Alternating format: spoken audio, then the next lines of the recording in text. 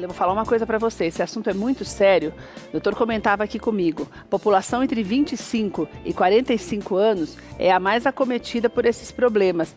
Tem mais de 80% das pessoas no mundo já sentiram alguma dor na lombar. E tem mais do que isso, tem mais de 90% dos casos de afastamento do trabalho se dão por conta dos problemas na coluna. E o doutor conversava comigo que, na verdade, muitas vezes a falta de um tratamento adequado é que ocasiona esse problema todo. Você tem mais de 70% das pessoas têm que se aposentar precocemente, né, doutor? Doutor, boa tarde. Boa tarde. Uma alegria ter você aqui com a gente mais uma vez. Eu acho tão importante a gente esclarecer mais sobre esse assunto, porque é algo que nós até falávamos. O problema maior é porque muitas vezes você sente uma dorzinha e não dá muita importância a ela e se automedica.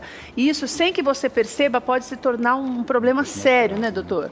Então, realmente a dor nas costas hoje é o fator mais importante, a causa mais frequente de afastamento do trabalho.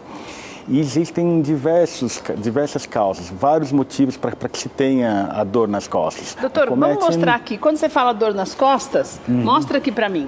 Aqui então, são as costas, certo? Isso, aqui a gente tem a coluna vertebral, aqui é a parte das costas, a parte posterior, e aqui é a parte anterior, onde tem a parte torácica anterior e a parte do abdômen. Assim. E aqui a parte posterior, que é nossas costas. O que dói normalmente são esses ossos aqui, que pode variar desde aqui de cima até embaixo? Isso, quando a gente fala assim, tem um paciente que tem dor nas costas. Em geral, pode acometer qualquer parte da coluna vertebral. Existe uma região que é mais comum? Isso, a região mais comum é a região lombar.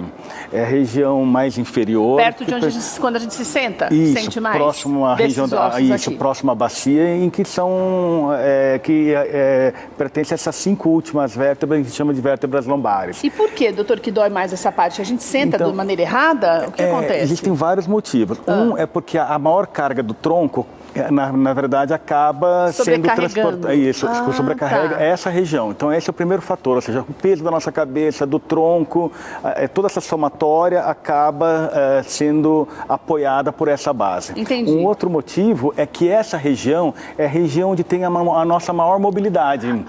Então, tanto a parte de flexão, extensão, a rotação, a lateralização, ou seja, é uma região muito móvel. E, doutor, dentro da gente é exatamente assim? A gente tem esses ossos e essa parte amarela é o quê? Então, essa parte amarela são os nervinhos que levam toda a inervação para os nossos membros, para a parte dos nossos órgãos pélvicos.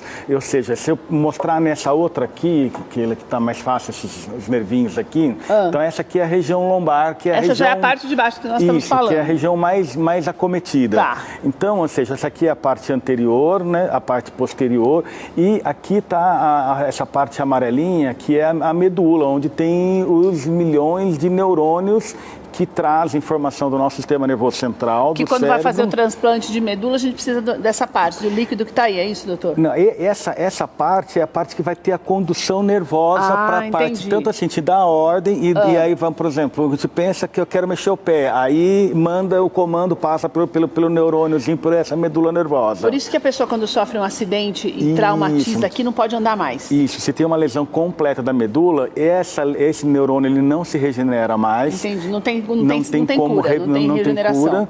Pelo menos por enquanto, embora existam algumas pesquisas com célula-tronco que estão mostrando algum grau de regeneração, mas de uma maneira geral, uma lesão definitiva, ela não se recupera. E aí a pessoa perde, eventualmente, a sensibilidade, algum grau de motricidade, dependendo do tipo de lesão. Mas essa é a parte central. E daí, doutor, quando eu sinto dor no osso ou essa parte aqui da medula que dói? Então, são vários pontozinhos da nossa coluna que pode produzir dor. Certo. Um deles é nessa região do nervinho, onde, por exemplo, uma causa mais comum é a hérnia de disco. O que é a hérnia de disco? Entre um ossinho e o outro da vértebra, a gente tem o disco intervertebral. Isso aqui é tudo disco? Essa aqui são as vértebras, que é o ossinho. E essa parte aqui é tudo disco? Esse aqui é o disco. Certo. O disco é a parte molinha, que na verdade é de colágeno, que é por onde a gente produz os nossos movimentos. Se mexer.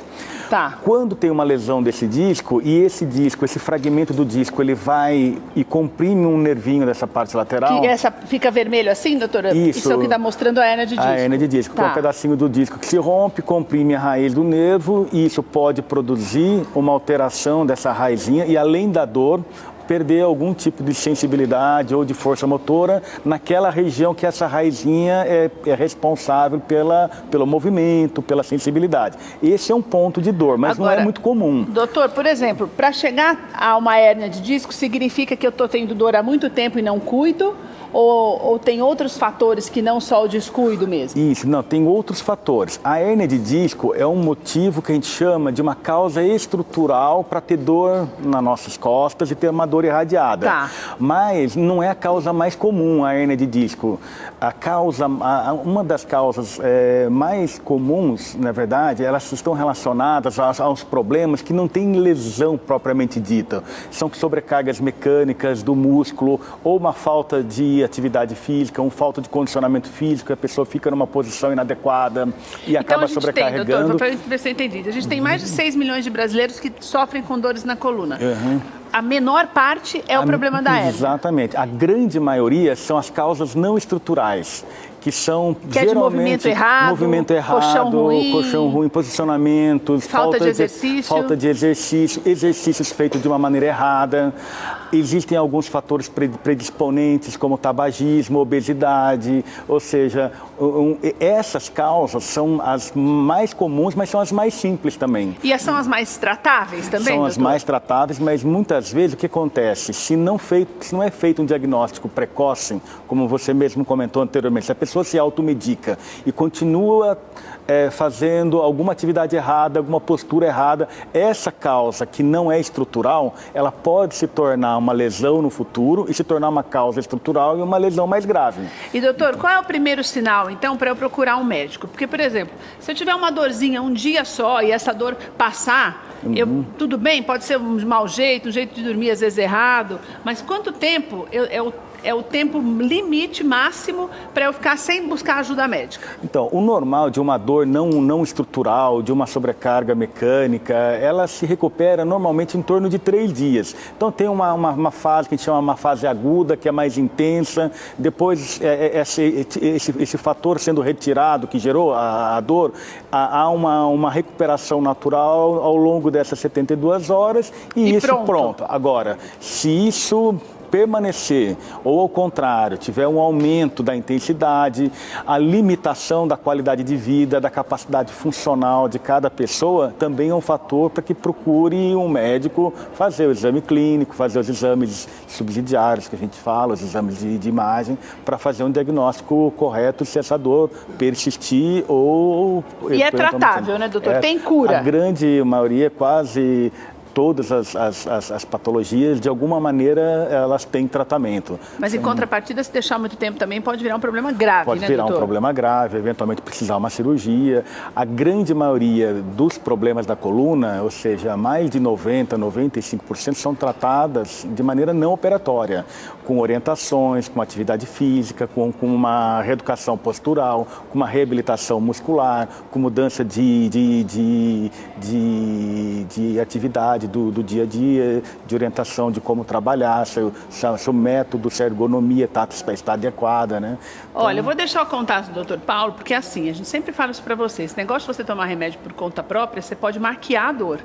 Daí você fala, não, eu vou tomar um remedinho, todo dia toma um analgésico. Daí você passa um mês fazendo isso e pode ter um problema muito sério, que pode sim causar um afastamento, uma aposentadoria precoce, como nós temos visto. 6 milhões de pessoas no país sentindo esse tipo de dor, é um pouquinho de falta de cuidado. Então, se você viu que persistiu essas dores, depois de 3, 4 dias, assim, no máximo, entre em contato, vou deixar o site do Dr. Paulo, drpaulocavalli.com.br e no Facebook também Dr. Paulo Cavalli. Entre em contato com ele, marque a tua consulta, faça uma avaliação, não deixe para depois, porque sem tratamento só piora.